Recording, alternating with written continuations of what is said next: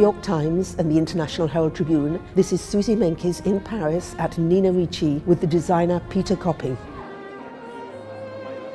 Nina Ricci is a brand synonymous with a kind of French prettiness and a Gallic glamour. But right now they have an English designer, Peter Copping. He's definitely got a style of his own, catching, because of his training at the English colleges, the spirit of Nina Ricci, what is called l'air du temps.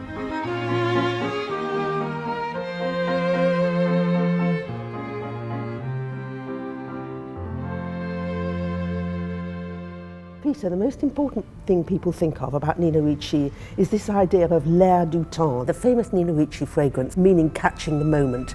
How do you set about doing that? Well, I wanted to be very true to the spirit of the house and how I perceived Nina Ricci. So when I started here, I really wanted to go back to the essence of its spirit, and for me that was romanticism and a certain Frenchness as well. And it comes through the fabrics, the way that the clothes are worked, the cuts. There's a lot of time and energy that goes into each piece to give it l'air du temps.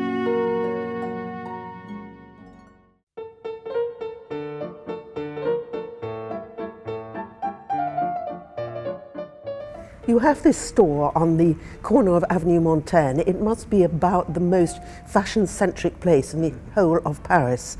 Do you feel in any way attached to that whole feeling that you get? I mean, as soon as I started at Ricci, that was one of the things that excited me the most, to actually be working on Avenue Montaigne in the centre of Paris.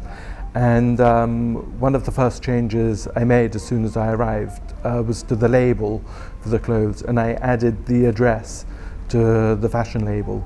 And I thought it was important to celebrate where our offices actually are.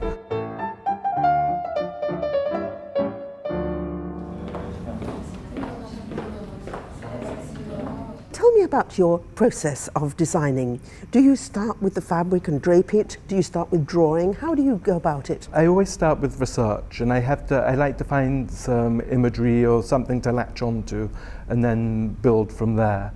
And in general, I design the collection in pieces, and then the final process is playing around with all those pieces and putting them together to form the looks. And throughout the whole process, I always consider how things are worn, when something is going maybe a little bit too chic, how it can be turned around and offset, either in the way it's worn or perhaps the way the fabric is treated. Si tu mets un petit gros grain, puis tu peux ramasser ça à nous.